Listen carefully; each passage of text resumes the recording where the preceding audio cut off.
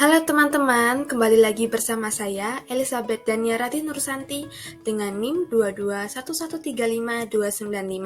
Saya adalah mahasiswa PPG Prajabatan dari kelas B LPTK di Universitas Sanata Dharma.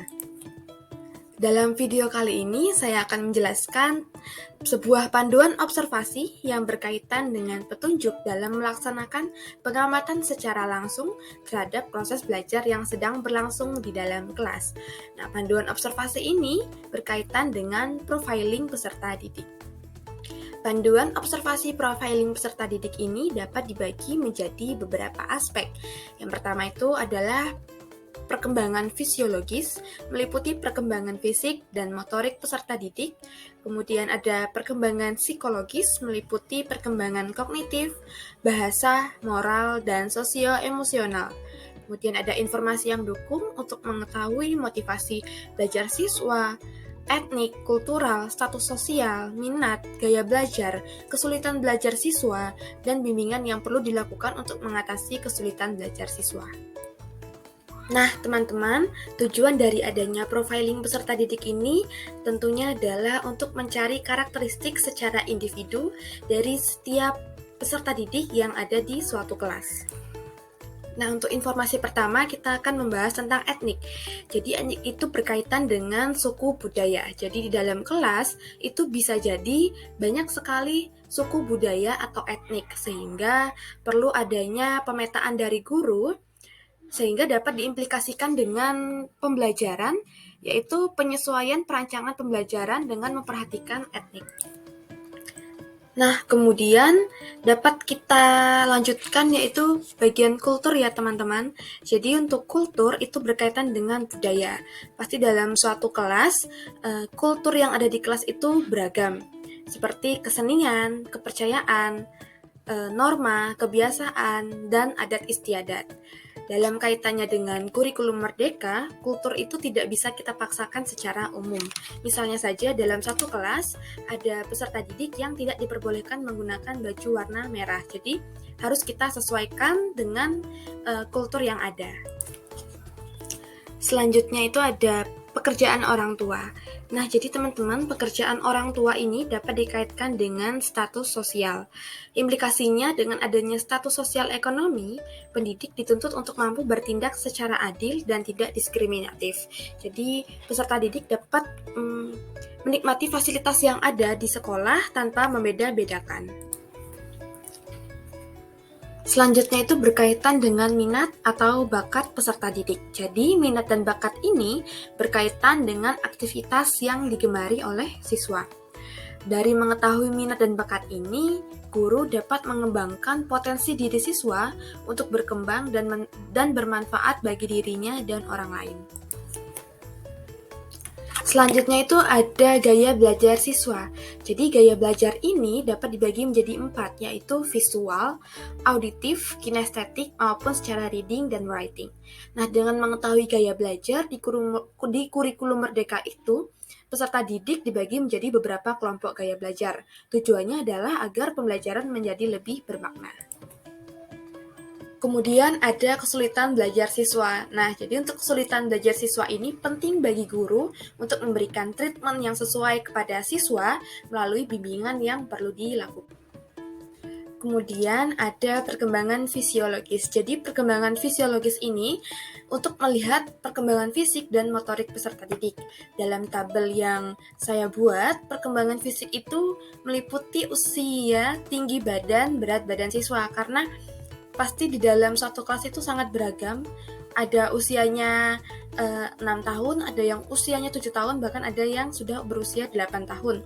Kemudian tinggi badan dan juga berat badan. Itu semua termasuk dalam perkembangan fisik.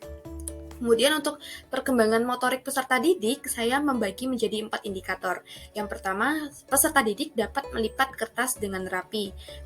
Kemudian melihat bagaimana kemampuan menulis peserta didik dan kemampuan menggambar peserta didik, serta keseimbangan berlari peserta didik ketika berolahraga. Selanjutnya, saya akan membahas tentang perkembangan psikologis yang meliputi perkembangan kognitif, bahasa, moral, dan sosioemosional. Nah, jadi saya mendapatkan data melalui wawancara guru di kelas 1. Yang pertama ada perkembangan kognitif. Jadi untuk perkembangan kognitif ini yang ingin saya targetkan adalah untuk mengetahui proses belajar dan hasil belajar siswa. Nah, untuk hasil belajar siswa sendiri indikatornya adalah pertanyaannya adalah bagaimana hasil belajar siswa kelas 1 mulai dari semester 1 sampai dengan awal semester 2 ini, apakah ada peningkatan atau bahkan beberapa yang mengalami penurunan. Kemudian adakah hambatan bagi siswa dalam mencapai hasil belajar yang maksimal. Nah, untuk proses belajar sendiri, pertanyaannya adalah bagaimana proses belajar siswa sampai dengan awal semester 2 ini. Kemudian bagaimana cara siswa dalam memecahkan masalah yang ia temui. Selanjutnya adalah perkembangan bahasa. Untuk menggali perkembangan bahasa peserta didik, saya ingin mencari tahu tentang bahasa yang sering digunakan oleh peserta didik di sekolah, baik di kelas maupun di luar kelas. Jadi pertanyaan mendukung terkait perkembangan bahasa ini adalah, yang pertama, bahasa apa yang sering digunakan peserta didik saat berinteraksi di dalam kelas maupun di luar kelas. Kemudian, bahasa apa yang sering digunakan guru dalam proses pembelajaran. Karena bahasa yang digunakan guru dalam proses pembelajaran dapat mempengaruhi perkembangan bahasa peserta didik. Selanjutnya adalah moral. Jadi untuk perkembangan moral ini, pengamatan terkait perilaku atau peserta didik ketika berinteraksi dengan guru dan teman sekolah. Nah, pertanyaan mendukungnya adalah bagaimana penerapan tingkah laku siswa di sekolah, kemudian adakah tingkah laku atau karakter dari peserta didik yang memerlukan pendampingan. Kemudian selanjutnya ada sosial emosional.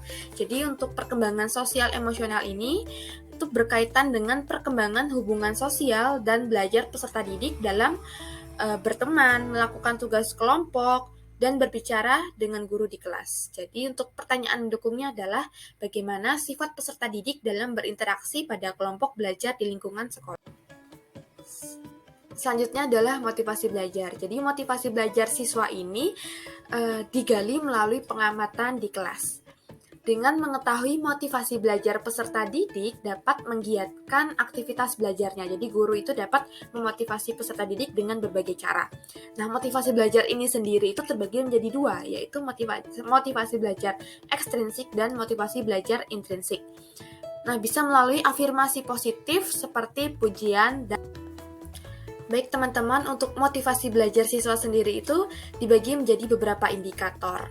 Kemudian dari indikator itu dijabarkan menjadi pernyataan-pernyataan observasi. Indikator yang pertama adalah keinginan siswa untuk belajar. Kemudian mengikuti pelajaran di kelas dengan serius, ketekunan dalam belajar di kelas, waktu dalam penyelesaian tugas yang diberikan. Pernyataan observasinya itu meliputi siswa berusaha mengerjakan dengan baik tugas yang diberikan oleh guru. Siswa belajar dengan tekun untuk mendapatkan nilai yang baik. Siswa memperhatikan guru dalam menerangkan pelajaran. Siswa merasa bosan dengan pelajaran yang disampaikan. Siswa fokus dalam mengerjakan tugas yang diberikan guru. Siswa percaya diri dalam mengerjakan tugas tanpa meminta bantuan kepada teman atau guru. Siswa jarang belajar karena materi pelajaran sulit untuk dipahami. Kemudian siswa ingin segera mengerjakan tugas yang diberikan guru. Baik teman-teman, sekian dari saya terkait presentasi dari panduan observasi profiling peserta didik. Saya menerima masukan baik dari teman-teman untuk menjadi panduan ini lebih baik jika diterapkan di sekolah secara langsung. Terima kasih.